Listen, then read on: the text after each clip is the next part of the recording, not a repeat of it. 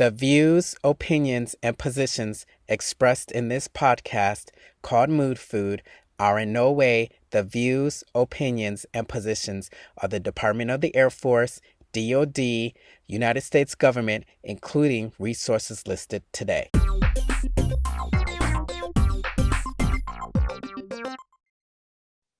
And welcome to today's broadcast of the Mood Food Podcast. I'm your host, Jason Gordon. We are delighted to have you along with us on this Wednesday, and I hope that each and every one of you, that you're doing well and that you're staying healthy, you're staying positive, even through the most difficult times that we are currently going through today.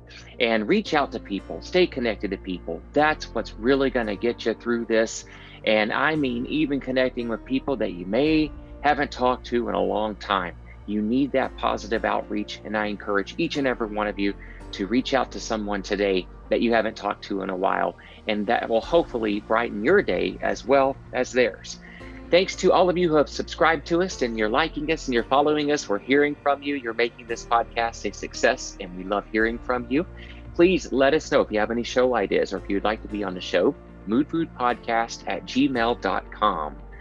And I thank you in advance for all of the graciousness and all of the amazing support that we've been getting from you, the listeners out there all around the world. So today we're going to be talking about coping with things we just can't control. And as we have a pulse, we are going to be faced with some troubles and trials. And believe you me, over the past few weeks, I have personally been through some troubles and trials. I've been sick, and thankfully it wasn't COVID, but I'm getting through it. And I have great support, and I really appreciate everyone's thoughts and prayers as I'm on the mend. The pneumonia is going away, and I'm getting my energy back, and everything's coming back in a positive way. And I stayed connected to some positivity because, believe you me, when you're laying down at night and you are faced with things that can really get you down and attack your health, your mind starts to wander. And let me tell you, I focused on the positive. I created a gratitude list. I'm kind of getting ahead of myself on today's episode, but today I'm going to focus you and myself on how to cope when things are out of our control. It's very difficult to do that. And there are many things in life that we can't control. Everything from tiny annoyances to tragedies can really, really scratch that surface and create the most anxiety-provoking situations and worrisome situations in our personal lives. We can't control if our relatives get sick. We can't control if our relatives pass away or someone we love, and we can't control if we are annoyed by people we work with.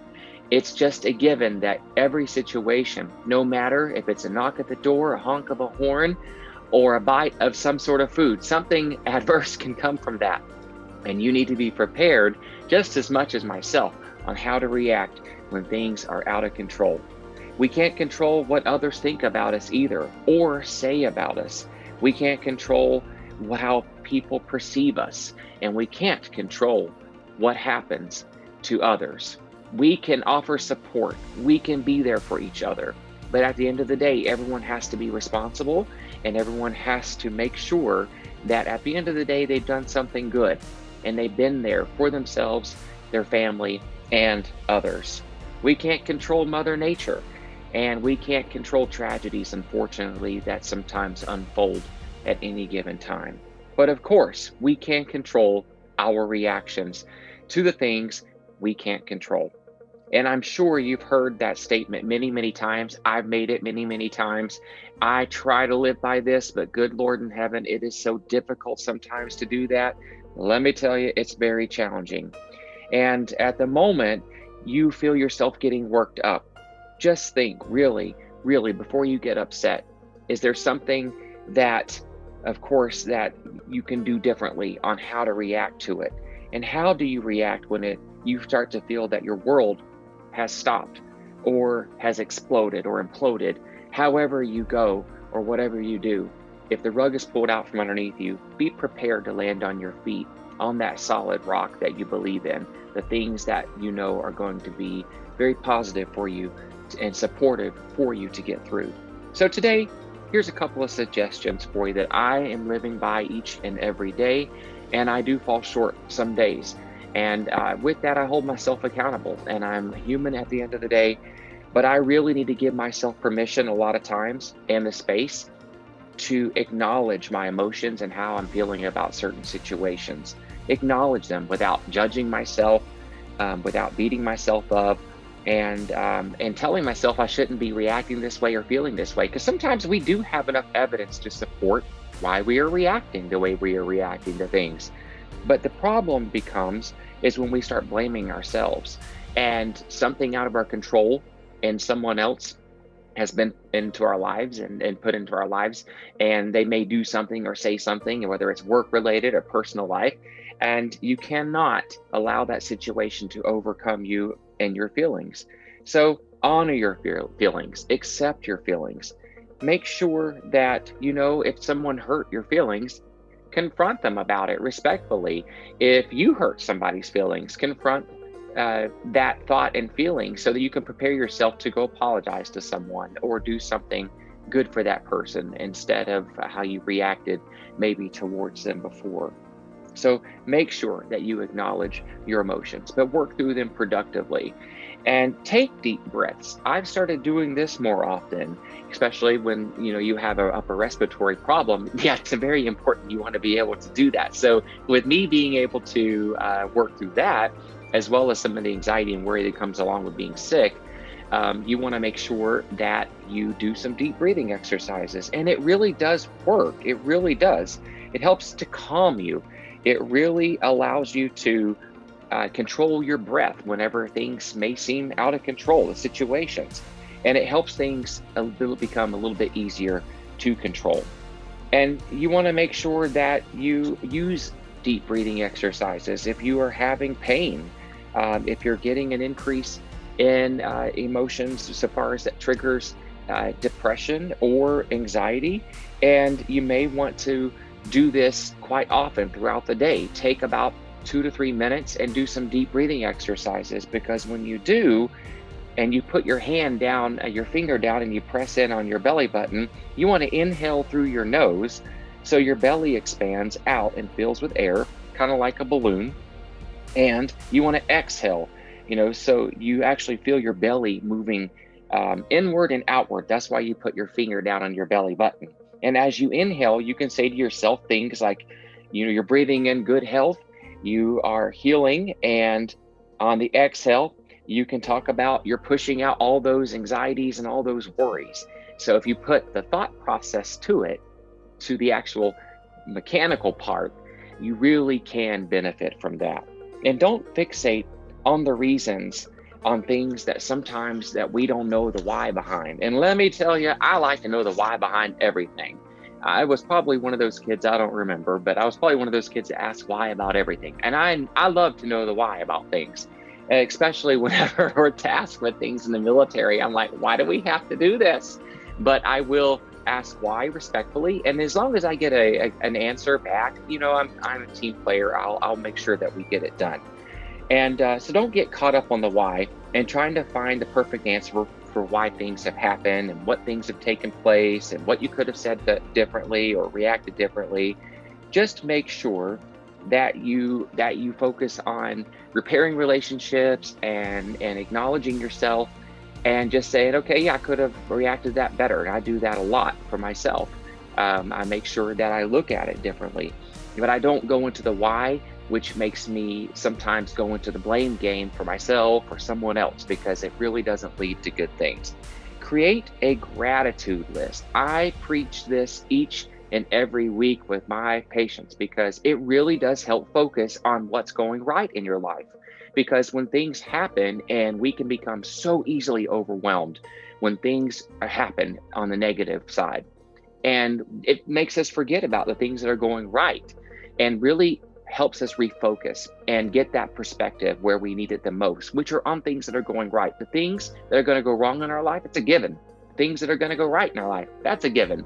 I would rather folks focus on what's going on, and that's what I do for myself, right on the good side, because I can really get bogged down on what isn't going right. And then that negative train, as I've said earlier in some previous episodes, leaves that depot yelling all aboard, and it is so difficult to slow down. So you want to make sure that you focus in on the positive, and that will allow you to heal, and that will allow you to really focus on the things that really matter and that you really should be focusing your energy on.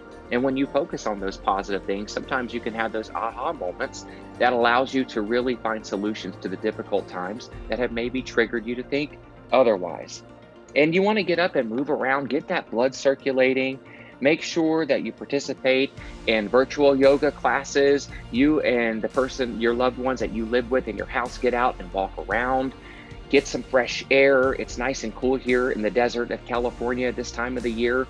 And so I encourage folks to bundle up when you go outside. Keep your distance from people, but you can wave to your neighbors. You can interact with people from a distance, but get that social interaction, get that blood flowing, and get your family out from behind a computer screen, out from in front of a computer screen, I should say, in front of the television, and pull those cell phones out of their hands and politely, and then y'all go for a walk. Y'all actually entertain each other out and about, and you'll see the difference on the things that we thought really matter in life really can be turned off. And those are the things that are technologically based. I'm a firm believer that if you really impact yourself in a positive way, you're going to impact yourself in a positive way by interacting with positive people. And that includes your family sometimes, hopefully all the time, right?